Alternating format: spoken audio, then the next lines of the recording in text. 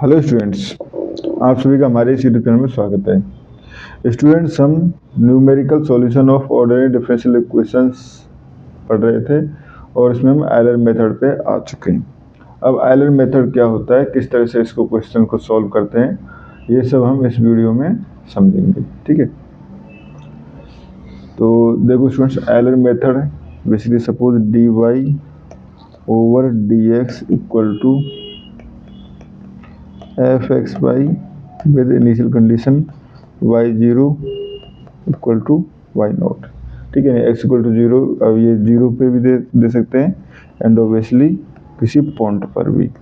ठीक है, तो सपोज ये हमारे पास x0 पे गिवन कंडीशन है। ठीक है स्टूडेंट्स, नाउ पहले हम समझते हैं कि आयलर मेथड का जो जनरल फॉर्म है वो किस तरह से जनरेट होता है, उसके बाद हम इस पे क्वेश्चन सॉल्व करना चालू करेंगे। ठीक है, now let y equal to gx। ठीक है, let y equal to gx be the solution of this equation 1, be the solution of 1। ठीक है, इस इक्वेशन का सॉल्यूशन है। ठीक है, let x0 x1 equal to x0 plus h। ठीक है, x2 पॉइंट जो है वो दे दिया हमने x0 प्लस 2h, यानी इक्वी डिस्टेंस पॉइंट हम दे रहे हैं। ठीक है, be equidistant value of x। ठीक है, ठीक है स्टूडेंट्स, तो अब देखो अगर मैं इसको एक ग्राफ बनाना चाहूँ, ठीक है, तो ये हो गया हमारे पास। ठीक है, सपोज ये हमारे पास कर्व है y equal to g x.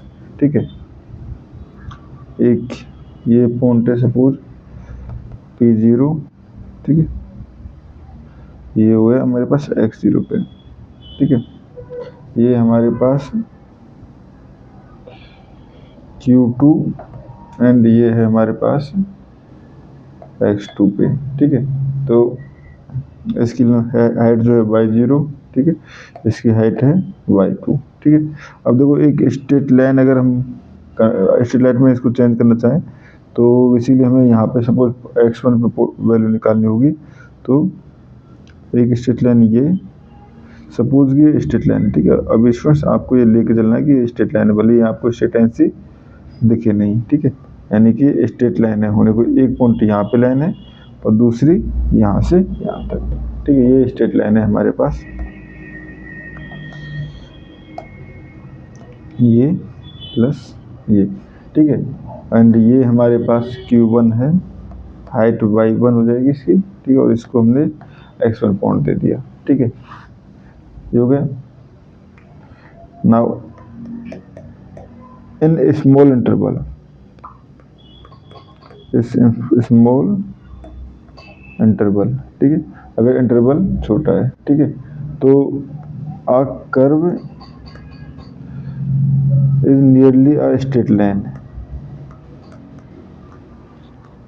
क्योंकि अगर कर्व अगर हमारे पास छोटा होता है तो जैसे कि चलो मैं दिखाई देता हूँ कि हाँ ठीक है, सपोज मैंने ये कर्व लिया है। ठीक है, हाँ ये कर्व लिया है। ठीक है, अब देखो ये कर्व काफ़ी मोटा है, बट मैं इसको जैसे जैसे इंक्रीज करता हूँ, अच्छा ज़्यादा इंक्रीज हो भी नहीं रहा। ठीक है, इससे ज़्यादा इंक्रीज नहीं हो रहा, बट हाँ ये हम कर सकते हैं कि सपोज कि ये एक कर्व है। ठीक है, अब ये तो बड़ा कर्व है तो कितना घूमता हुआ नज़र आ रहा है, बट अगर मैंने जैसे इसको बड़ा कर दिया तो एक तरह से लाइन सी बनने में कन्वर्ट हो गया ना, लाइन में कन्वर्ट हो गया। ठीक है, अब मैं अगर इसको और बड़ा करूँगा, बट क्योंकि यहाँ पे लिमिट है कि 300% तक ही बड़ा हो सकता है, बट इसको मैं और बड़ा करूँ तो ये जो जैसे जैसे बड़ा हो जाएगा, कर्व के पॉइंट जो है नियर आ जाएंगे, वो हमारे पास एक लाइन की तरफ मूव करता जाएगा कर्व। ठीक है, तो यानी कि लाइन की तरफ मूव करता जाएगा, तो ये इसमें रहता है इसका। ठीक है, ठीक है स्टूडेंट्स, और basically this property is used in Euler theorem, in Euler formula. Use in Euler's method, ठीक है। अब अगर मैं इस इक्वेशन को, इस लाइन को ड्रॉ करना चाहूँ तो किस तरह से मैं ड्रॉ कर सकता हूँ। तो देखो y से जो लाइन जा रही है वो हो जाएगी y इक्वल y minus y naught equal to, ठीक है, किसी पॉइंट से। अब इस पॉइंट से जो इसकी स्लोप है, स्लोप क्या है basically d y over d x, ठीक है, at x naught y naught, ठीक है। एंड ये हो जाएगा हमारे पास x माइनस एक्स नोट, ठीक है। तो ये हो जाएगा y equal to y naught, ठीक है, plus f at x naught y naught लिख सकते हैं, क्योंकि d y over d x equal to f x y था और हमें एक्स नोट वाई नोट पे वैल्यू चाहिए, तो f x naught y naught and हो जाएगा एक्स माइनस एक्स नोट, ठीक है। ये हो गया हमारे पास, तो ये हो गया। अब देखो students, for first point let x equal to x1 equal to x naught plus h, ठीक है। तो उसमें क्या हो जाएगा y इक्वल टू, ये y नोट है, ये टर्म y नोट है, ठीक है। y equal to y naught, ठीक है, प्लस ये हो जाएगा हमारे पास x माइनस एक्स नोट को क्या लिख सकता हूँ, एक्स नोट प्लस एच, क्योंकि अगर मैं x1 पे निकाल रहा हूँ तो x naught plus h minus x naught यानी एच एफ, ये हो जाएगा x naught and y naught, ठीक है फ्रेंड्स। ये हो गया हमारे पास। और जब ये हो गया है तो ये हमारे पास फर्स्ट अप्रोक्सीमेशन आ गया, ये फर्स्ट अप्रोक्सीमेशन आ गया यानी y1 आ गया, ठीक है, एट एक्स नोट पे। अब देखो y2 यानी कि अब हमें वैल्यू निकालनी है नेक्स्ट पॉइंट पे x2 y2 पे, तो ये हो जाएगा y। अब देखो ये हमारे पास y नोट यूज किया था हमने पहले, ठीक है। अब इसमें जैसे टेलर से उससे पहले पिकार्ड में जो हमने पढ़ा था वहाँ पे y नोट ही बार बार यूज हो रहा था, बट इसमें ऐसा नहीं होगा, क्योंकि अब हमारे पास नेक्स्ट पॉइंट कौन सा बन जाएगा, अगर इसमें देखें तो y1 वाला पॉइंट बन जाएगा, तो y माइनस वाई वन, तो y इक्वल टू क्या हो जाएगा ये y1, ये क्योंकि y minus y one RHS में लेके जाएंगे तो y equal to y1 plus, ठीक है, वही क्योंकि नेक्स्ट पॉइंट क्या हो जाएगा, बेसिकली हम क्या कह रहे हैं एक तरह से, ये हमारे पास बन गया था ना y माइनस वाई नोट, ये y1, ठीक है, सॉरी ये हो गया हमारे पास, ठीक है। एंड सेकंड पॉइंट के लिए y2 के लिए क्या करना है, इक्वल टू y1, यहाँ पे अगर रिप्लेस कर y1 प्लस ये हो जाएगा f x1 y1 और ये हो जाएगा हमारे पास x माइनस x1 एक तरह से, ठीक है। तो ये हो जाएगा h f x1 y1, ठीक है। ये हमारे पास y2 हो गया। सिमिलरली yn हो जाएगा आपका, या yn प्लस 1 दे देते हैं, तो yn plus H F xn yn, ठीक है फ्रेंड्स। ये हो गया हमारे पास आयलर मेथड, ठीक है।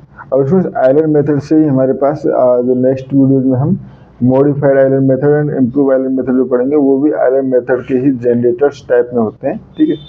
तो अब हम पहले देख लेते हैं आयलर मेथड बेस्ड एक क्वेश्चन, ठीक है।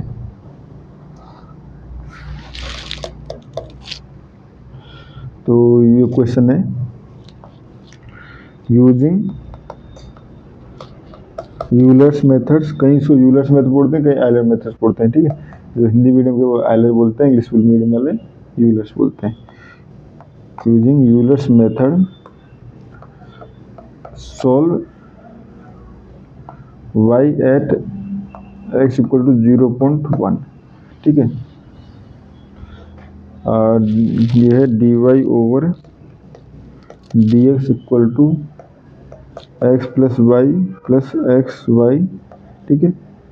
एंड गिवन है y at 0 equal to 1 taking step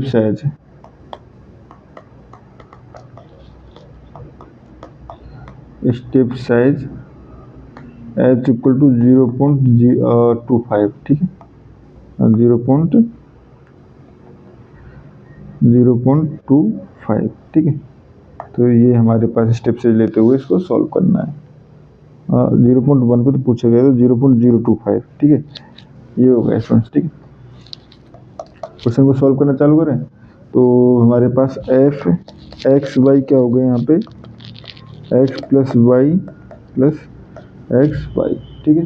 first approximation y1 equal to, first approximation का मतलब है y at x naught plus h, तो बेसिकली y एट 0.025, ठीक है।